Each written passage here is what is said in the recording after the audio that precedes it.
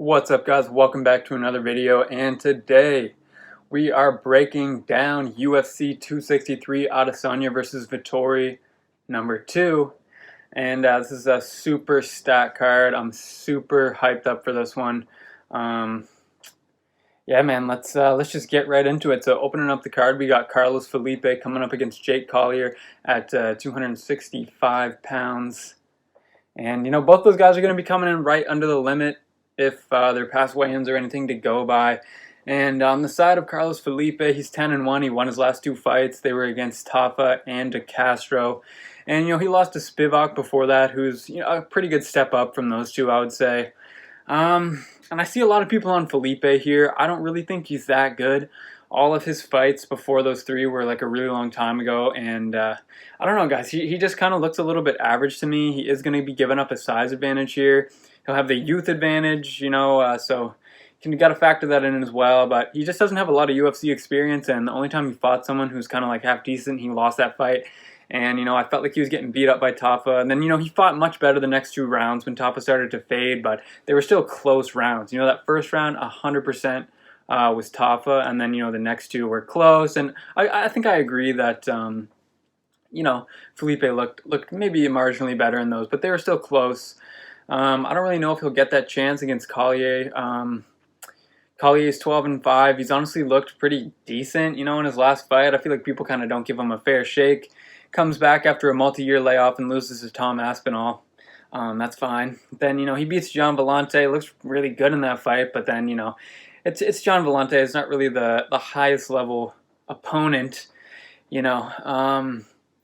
and you know what? He honestly could be the better fighter in this matchup. If Felipe wasn't coming in 10-1, man, would he be the favorite in this one? I don't know. I mean, Collier has some decent 1-2s, finishes with that head kick sometimes, some pretty decent knees, and, his striking output was excellent last time. I don't really want to value that too highly just because of the fact that I know that I personally believe that Felipe is, a little bit better than Gian Villante is at this point, but I'm actually going to pick Collier in this first matchup.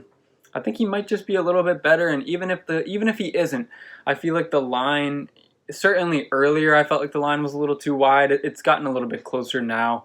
If you're on Felipe, I 100% understand that, but just in general, this isn't really one that I'm really looking to pick a side on, so I'm not going to be on a side in this one. I thought really hard about this fight, but I actually think I'm going to be going with Collier in this one.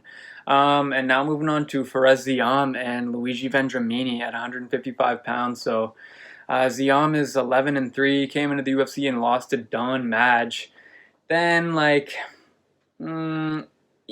next fight against Jamie Malarkey, I kind of thought that Malarkey beat him in that one, but then, when you go back and really look at it and look at the stats, I guess Malarkey didn't really have that much in terms of striking output, so I'm not going to call it a robbery, but regardless, man, Ziam didn't really look good in that one. He really didn't impress me. Doesn't have a whole lot of striking output from what we've seen at the UFC level. And through his 2 fights, I feel like we haven't really learned that much about him. I mean, I guess in his first fight, we realized that he's not that great on the ground, and then the next one, we learned that he's kind of made minor improvements in that department, but I just haven't really seen anything impressive from him that make me feel really confident in betting him as a favorite in this one.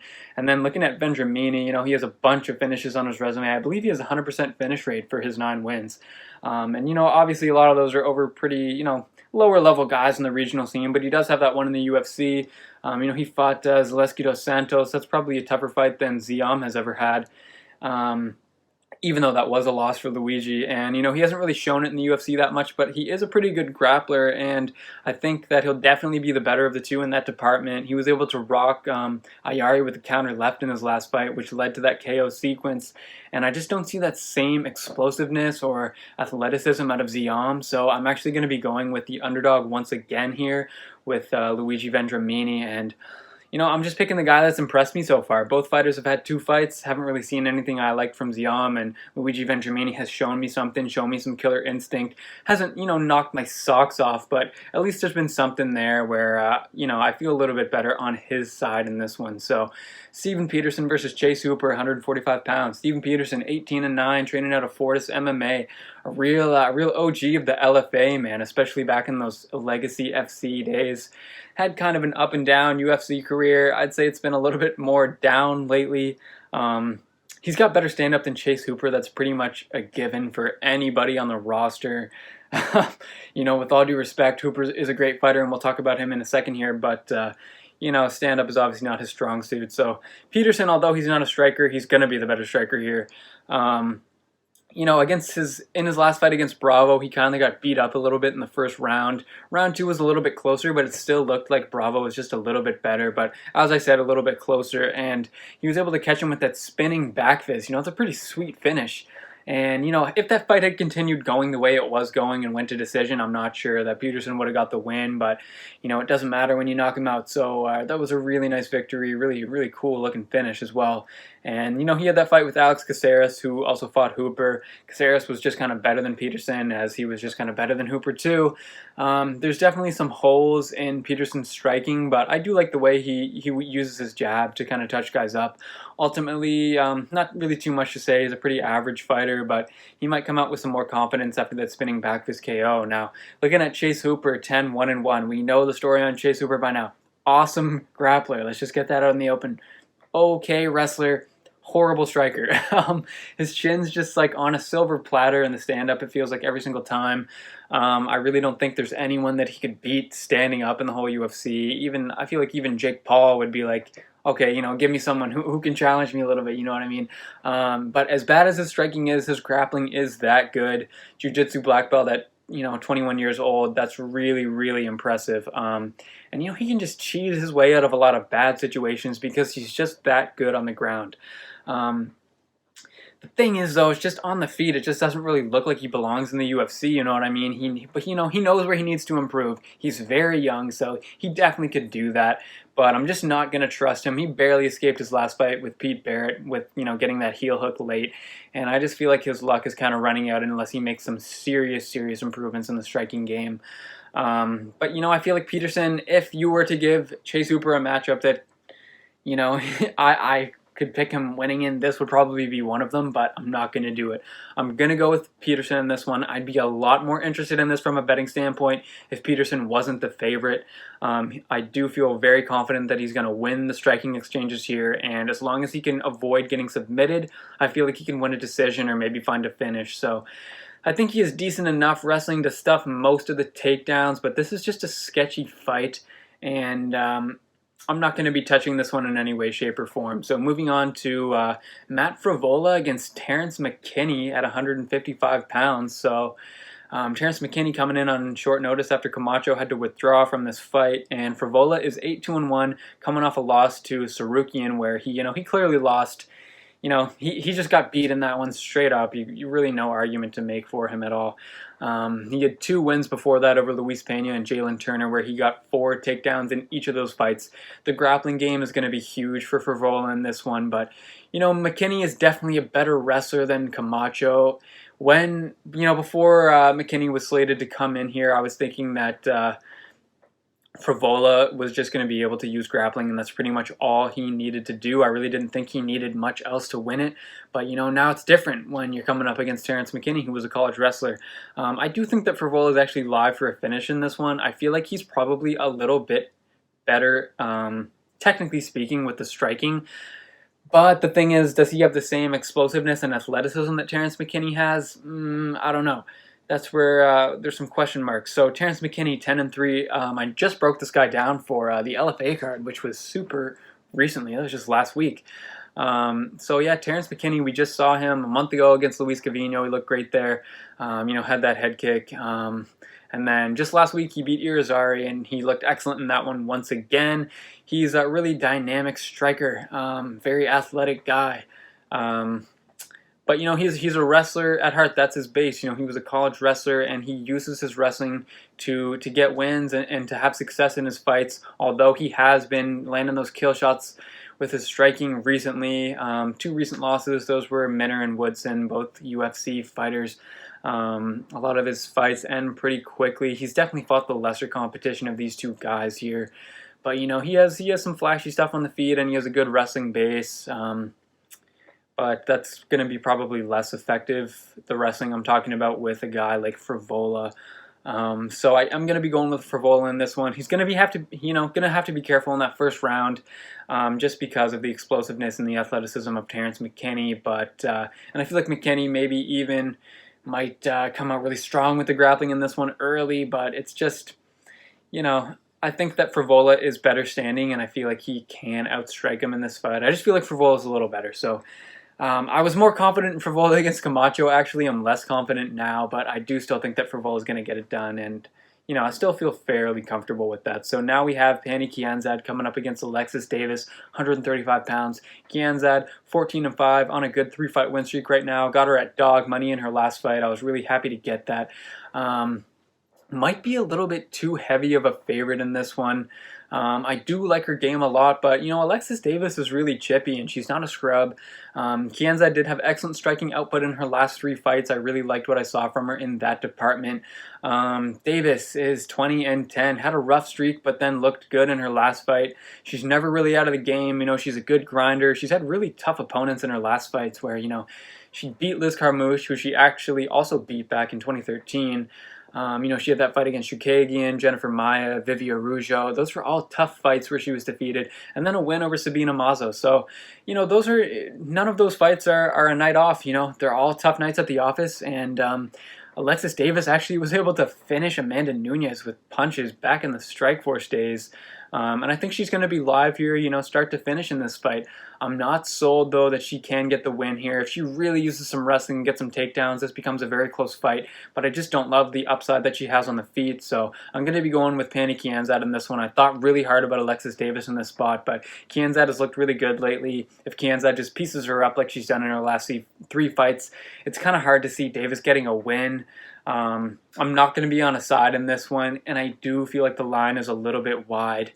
I have it maybe closer to like a -130 to -150 range, as opposed to the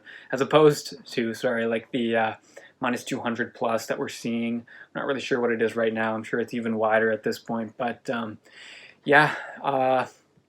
Give me Kianzad in that one, and now moving on to Hakeem Dawodu coming up against Movsar Evloev at 145 pounds. So Hakeem Dawodu, 12-1-1. He's a great striker. Does have pretty good takedown defense, but Evloev is going to be a different animal in that department. I don't think that Dawodu should be this much of a dog in this one. He's on a 5-fight win streak. He's a great athlete. He has excellent physical abilities. But then looking at Evloev, 14-0, excellent wrestler. Does have some striking too. He's pretty well-rounded and good everywhere. Been spending some time at Tiger Muay Thai, so he knows where he needs to improve and those aspects of the game where he can make some improvements in. I feel like I still need to see a little bit more from him before I fully jump on that Evloev train, but I do feel like the takedown opportunities are going to present themselves against a striker like Dawodu in this one, and I do think that Evloev can take advantage. So I don't really see Dawodu being able to finish Evloev, and I just think that Evloev can get Dawodu down and win 2 out of these 3 rounds here. I think the difference between Evloev's grappling and Dawodu's grappling and wrestling is greater than what the difference will be between Dawodu's striking and Evloev's striking. So give me Movsar Evloev in this spot. Moving on to Lauren Murphy and Joanne Calderwood. 125 pounds, women's flyweight. So lucky Lauren Murphy, 14-4. She is 37 years old on a 4-fight win streak with 2 finishes. And I believe she's left the MMA lab and began training in Texas, working on some stand-up because she does have that good wrestling base. I believe that she will have the grappling advantage in this one. She probably is live to get a submission in this one. I just don't know if she's going to be able to get the fight down enough to win 2 out of the 3 rounds here. Looking at JoJo Calderwood, 15-5, really excellent striking output. Had a big win her last time out over Jessica Ai, and I think she's going to have to be careful of the submissions here. That has been a weakness of hers in the past, but I do think that Calderwood's going to have a market advantage standing in this fight. I think if it stays standing, it's going to be pretty easy for JoJo. I feel like Murphy can't really hang with her in that department. It's not going to be, like a huge landslide, but I just think that Calderwood is definitely just better in that department. And originally I wasn't going to bet this fight, but I was browsing, best fight odds, and I saw that Betway was offering Calderwood at plus 110, and I just had to. I laid a unit on her at plus 110. So I'm going to be going with Calderwood in this one, and I do have money on her. I think that Calderwood is going to be able to hold off the wrestling of Murphy enough to get by, and it's just going to be much better standing. So give me JoJo in this one. Now, Eric Anders and Darren Stewart for the second time. And instead of being at 185, they're going to be at 205 just because of the fact that they fought so recently, and they don't really want to cut weight again.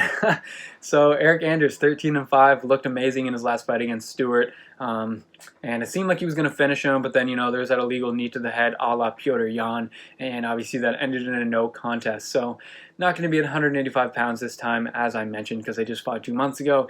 Anders is going to have the advantage of having taken significantly less damage in that last fight. He also was winning that handily, which makes me a lot more confident, and I feel like he's just a little bit better than Darren Stewart is. Darren Stewart at 12-6, he does have some power, but I'm just really not confident in him after his last performance. And the thing for me is, what improvements could he really have made in those last 2 months to prevent kind of like a repeat of what's happening last time? Could he put up more of a fight this time? Absolutely he could. I just feel like I just like Anders in this spot. We saw this 2 months ago, this exact same fight. I was on Anders as a dog. Didn't bet him, but I did pick him to win. And it looked like Anders was just clearly better. So I have money on him this time around at minus 145. So moving on to Drew Dober and Brad Riddell, 155. Drew Dober's 23-10, coming off a really tough matchup with Islam Makhachev. And now he's getting a striker, so that's going to suit him a lot better. Maybe doesn't have the same level of technical skill that Riddell has on the feet, but I just like his power, and I feel like he's a more powerful striker. I feel like Dober is going to be thicker, more muscular in this matchup, and I think he's going to be able to land the heavier shots, the more damaging shots in those striking exchanges. So Brad Riddell, 9-1. He's on a hot streak right now. He's won a whole bunch in a row. He's the City Kickboxing product, good kickboxing background. Probably has a little bit of a technique advantage, as I was kind of highlighting when I was talking about Drew Dober just a second ago. And, Riddell might try to clinch up and initiate some grappling exchanges in this one, but it could be tough against Drew Dober, who I think is going to be a little bit stronger. And ultimately, I'm going to be going with Drew Dober in this one. I kind of wanted to pick Riddell, but I just don't know if he's going to be able to match Dober's power when they have those striking exchanges in the pocket. So, yeah, once again, give me Drew Dober in this spot. Now, moving on to Paul Craig versus Jamal Hill at light heavyweight. This is a super fun fight. I'm really excited for this one. Paul Craig, 14-4-1. And first and foremost, let me just get this out in the open. I love Paul Craig. He's one of my favorite fighters. I do think that there's a ton of value on him, but I don't know if it's in the cards this time.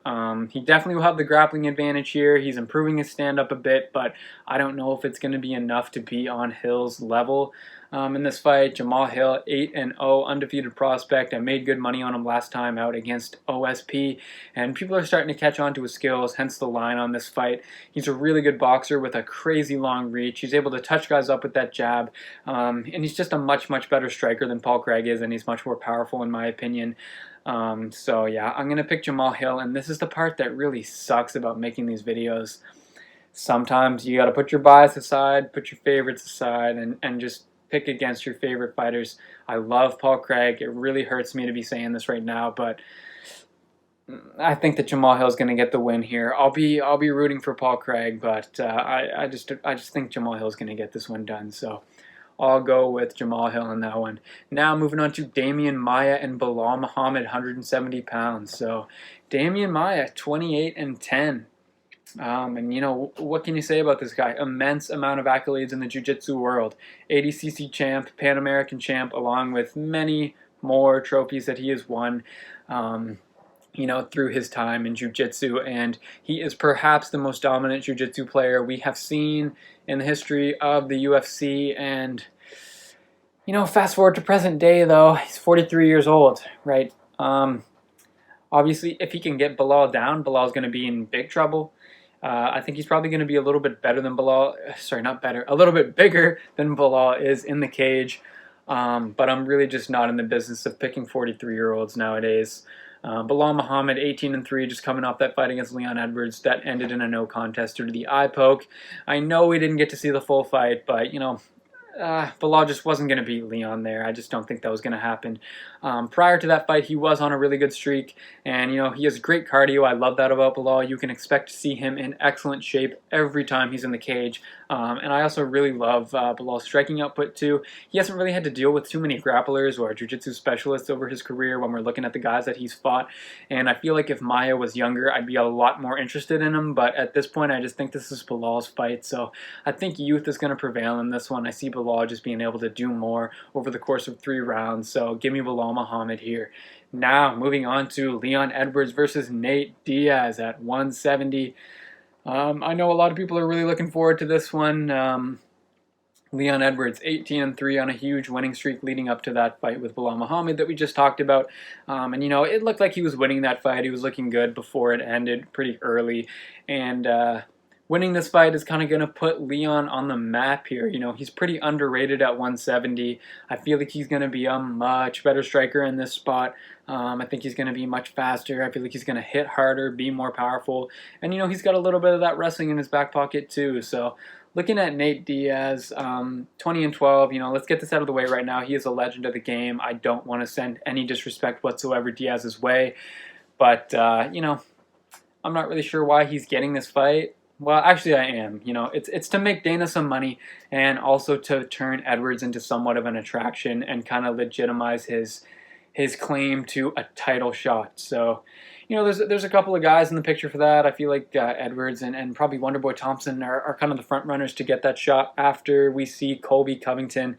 And one of my buddies just hit me up in the group chat saying that Dana has come out and said that Covington is probably going to be next. I haven't looked into that at all. I'm hoping that's true. I'm going to take his word for it. So, correct me if I'm wrong, but obviously that'd be a fun fight to see Usman and Covington. But anyways, back to the matter at hand.